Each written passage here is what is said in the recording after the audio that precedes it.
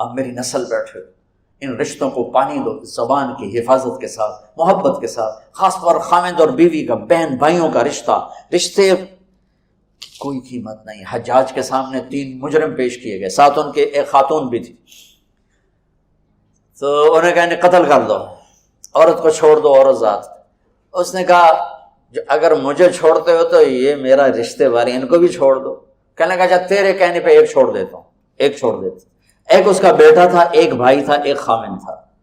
تو وہ اس نے کہا خامن تو اور بھی آ جائے گا اور بیٹا بھی آ جائے گا، وہاں پہ وہ مر گئے، بھائی کوئی نہیں ملے گا۔ کہا میرا بھائی چھوڑ دے، باقی مار دے۔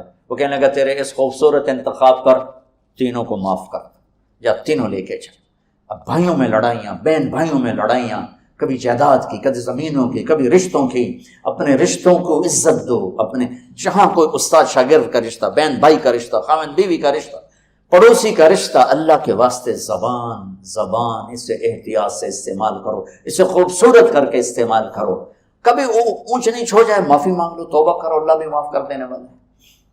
اور تمہارے آگے شادیاں ہونے والی ہیں یا کہیں کہ ہو چکی ہوں گی، سب سے اہم رشتہ جس پر قرآن نے سینکڑوں آیات اتاری ہیں وہ خامد اور بیوی کا رشتہ ہے۔ سب سے اہم رشتہ جس پر اللہ نے سینکڑوں آیات اتاری ہیں، دوبارہ سن لو، سب سے اہم رشتہ جس پر سینکڑوں آیات ہیں وہ خامد اور بیوی ہے۔ ماں باپ کے لیے چند، اولاد کے لیے چند، بہن بھائیوں کے لیے چند، باقی رشتوں کے لیے تھوڑے تھوڑے اشارے، وراثت کے لیے 2 رکن، اور خامد اور بیوی سینکڑوں آیات ہیں کہ یہ نسل کی بنیاد ہیں۔ اگر یہ بگڑ گئے، اگر یہ ٹوٹ گئے، شیطان روزانہ کچہری لگاتا ہے، روزانہ، جس سے آج ہم نے خیر کی کچہری لگائی، وہ روز شر کی کچہری لگاتا ہے، کہتا ہے کیا کر کے آئے ہو؟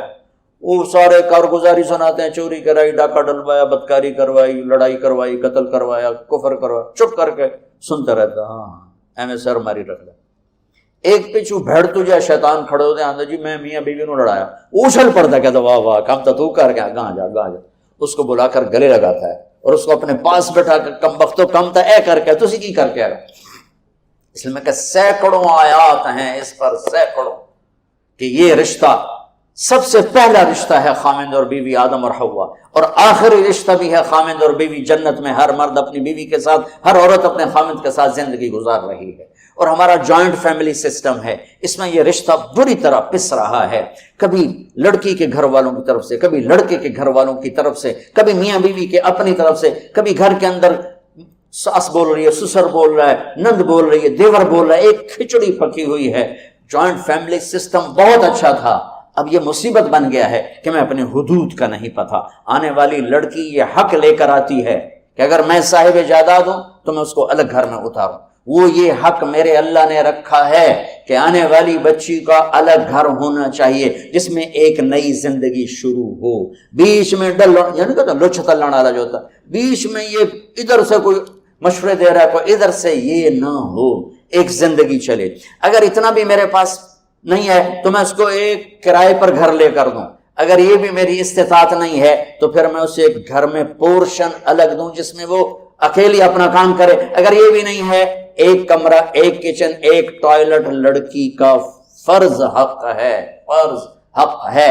اگر اس کی بھی ہمت نہیں ہے تو وہ تسبیح پڑھتے روزے رکھ، کسی دی دینوں برباد نہ کر۔ میرے بچوں، اپنی زندگی کو خوبصورت بناؤ، زبان کے میٹھے بول کے ساتھ، اچھے اخلاق کے ساتھ، معاف کرنے کے ساتھ، درگزر کے ساتھ، سخاوت کے ساتھ، محبت کے ساتھ۔